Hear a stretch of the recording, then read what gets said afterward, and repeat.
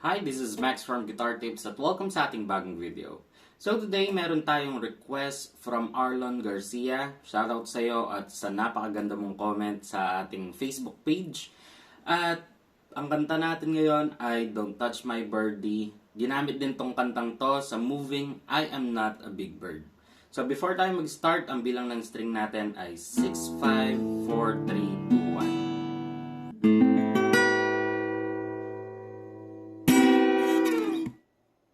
So sa kantang to, pare-parehas lang ang ating mga chords mula intro hanggang outro, bukod na lang sa ating bridge part. So umpisa na natin yung unang chords natin. Ang unang chords ay A. So yung A, ito ay sa 4th string, ito ay sa 3rd, at ito naman ay sa 2nd string. Next chords natin ay E. So yung E, ito ay sa 5th, ito ay sa 4th, at ito ay sa 3rd string. Next chords natin ay F sharp minor. So yung F sharp minor, itong tuturuan natin, dito siya mula sa 6th string hanggang 1st string. Tapos ito ay sa 5th at ito ay sa 4th string.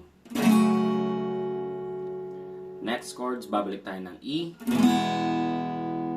Tapos F sharp ulit, F sharp minor. Tapos balik ng E. Then D. So yung D naman natin, ito ay sa 1st string, ito ay sa 2nd string, at ito ay sa 3rd string. At ang last chords natin ay E. Okay? So itong mga chords na to, ito yung gagamitin natin sa mga verse, sa mga chorus, at sa ating ad-lib. Pero na lang yung bridge natin. So yung strumming pattern naman natin para sa buong kanta ay down, down, up, up, down, down, up, down, up. Okay? So, yun yung gagamitin nating strumming pattern mula intro hanggang outro. So, tara practicein muna natin yung ating verse papuntang chorus. 1, 2.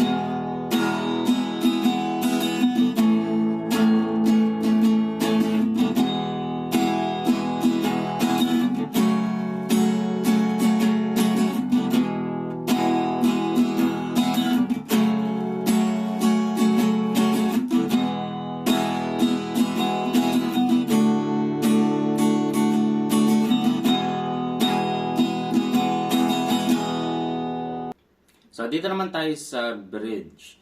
Yung unang chords natin sa bridge ay D. Next chords ay C sharp minor. So, yung C sharp minor natin ay ito ay sa 5th string hanggang 1st string. Ito naman ay sa 4th, ito ay sa 3rd, at ito ay sa 2nd string. The next chords natin ay B minor. So, ito ay sa 5th string, dito tayo sa 2nd fret. Tapos, ito naman ay sa 4th, sa 3rd to, at sa 2nd to. So, kagaya niya lang yung F sharp, yung C sharp minor natin. Lagay lang natin dito. Okay? Ang next chords ay A. Tapos, babalik ng D. Tapos, A. Next chords ay F sharp minor. At ang last chords natin ay E. Okay? So, tara practicein natin yung bridge. 1, 2, 3, go.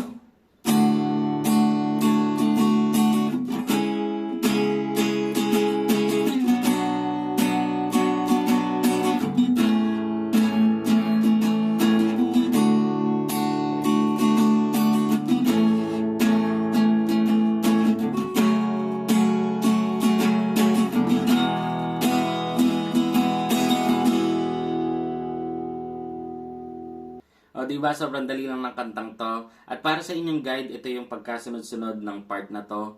At, syempre, kung gusto mong matutunan pa yung ibang kanta ng Parokya ni Edgar, or kung meron ka pang gustong matutunan sa gitara, especially yung favorite song mo, i-comment mo lang dyan sa baba at gagawa natin yan ng video. At syempre, kung gusto mo yung mga ganitong madadaling guitar tutorial, don't forget to subscribe to my channel at hit mo na yung notification bell para lagi kang updated at hindi ka mahuli sa ating mga next videos. So hanggang dito na lang tong video to. Muli, ako si Max from Guitar Tips and peace out.